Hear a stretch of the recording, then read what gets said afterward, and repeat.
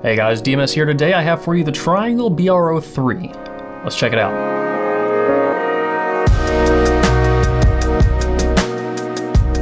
Now do me a favor, if you want to see more videos like this, click that subscribe button down below. If you want to support the channel and ask me questions directly, you can on the Telegram chat, or you can get active in the community on Hi-Fi Guides. Now, this set was sent over as a demo set by Triangle BR03, known by many online as the BR03, related to the BR08s, which I've reviewed before. Rated for 8 ohms and 100 watts. It is a bookshelf speaker. It's a pretty big size bookshelf speaker. Look at this thing. I'm 6 feet tall and that's a pretty big speaker. If you remember my video about the BR08s, BR02s, and all those, you'll probably remember the sound that I described for Triangle having, and these start to lean in that direction, but are kind of different. And honestly, these worked out really, really well in my room. Now, the sound might not be for everyone, but I will do my best to describe it because I personally enjoyed these a lot. This two-way front-ported speaker does very well in a small room, which I don't have a ton of distance between my couch and my front wall where my television is mounted. And in that space, I often have to shuffle things around to make different speakers work. I get better staging out of them. I usually follow New Record Days LOTS, which is Loudspeaker Optimization Techniques for Soundstage. Great video, I recommend checking that out if you're using any pair of speakers for positioning them. And these took a lot less effort to set up. I just put them in the room, I messed with them for maybe 10 minutes before I found the sweet spot. And sure, I went back many times after that to make sure that I couldn't get it any better.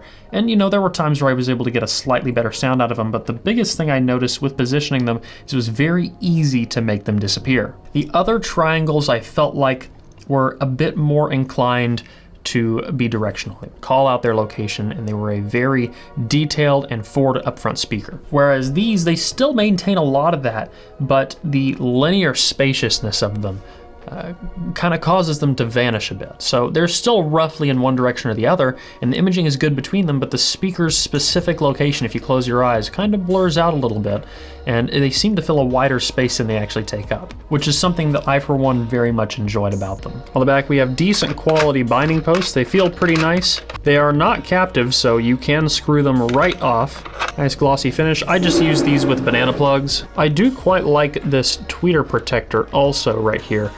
Stops people from walking in and just punching in the tweeter, which, God, I know people do that. It drives me nuts. The Triangle branding is big on the bottom, and these do have magnetic dust covers. All that stuff's about build. Let's talk about how they sound.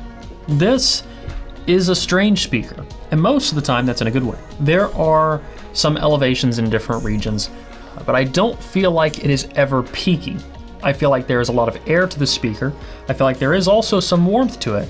And varying from song to song, it sounds like different areas have different elevations. Now, I don't have measurements of the speaker, and I do not measure speakers myself. If you want that, there's plenty of places you can go online to find it. I just review speakers by ear, and a lot of that will be affected by the shapes of the rooms I listen in. I will say I think this speaker needs a subwoofer. Now, it's my own personal preference, and that's because I am used to having some strong low end out of my home theater system. I use these both in a 2-channel setup for listening to records, and I use them in a home theater environment as well. For movies, they're nice because they take up a very small footprint, and like I said, the directionality of them blurs a little bit wider than the actual speaker, so it works really well for having multiple people on a couch. It doesn't sound like you're sitting right in front of the left speaker if you're sitting on the left side of the couch. It kind of goes out a little bit wider. But either way, the bass is decent.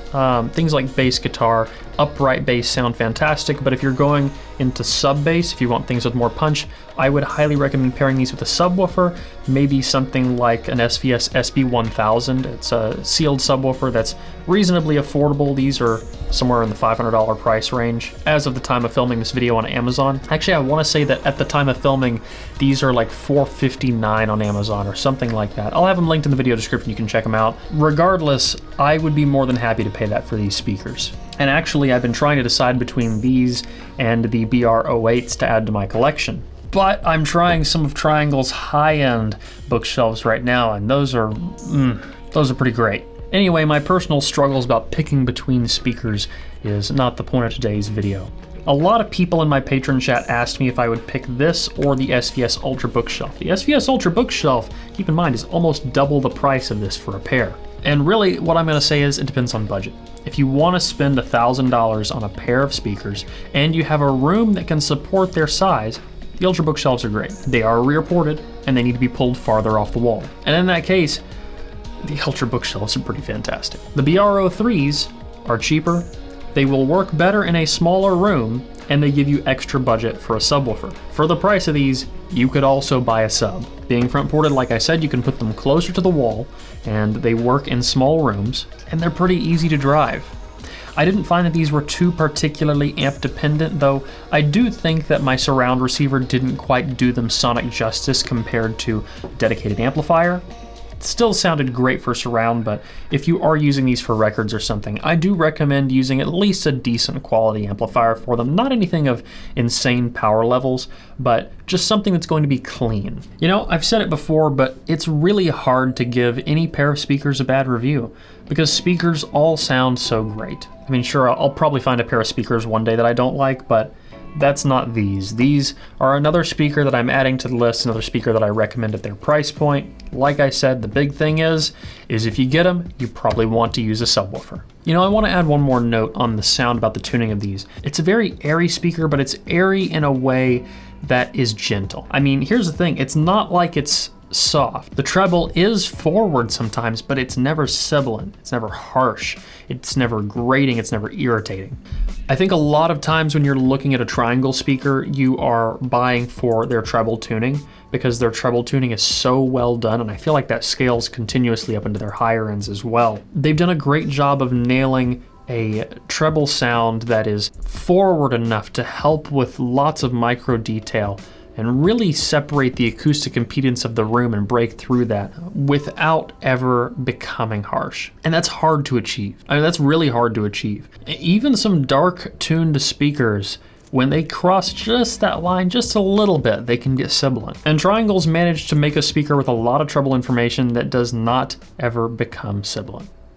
At least not in my use case. And that's impressive. Anyway, I like the BR03, I like the BR08, and this one gets another thumbs up from me. So I think I'm going to wrap this one up. Like I said, I'm reviewing a set of their higher end bookshelf speakers soon. Actually, some that I think are in a similar price range to the Gershmans that I reviewed a couple years ago. Anyway, that video is on the way. But that is gonna wrap this one up. Guys, if you liked this video, please leave a like down below, a comment letting me know what you want to see in the future. If you want to get active in the community, you can at forum.hifiguides.com. And as always, don't forget to stick around and subscribe for more videos like this. Till the next one. Peace.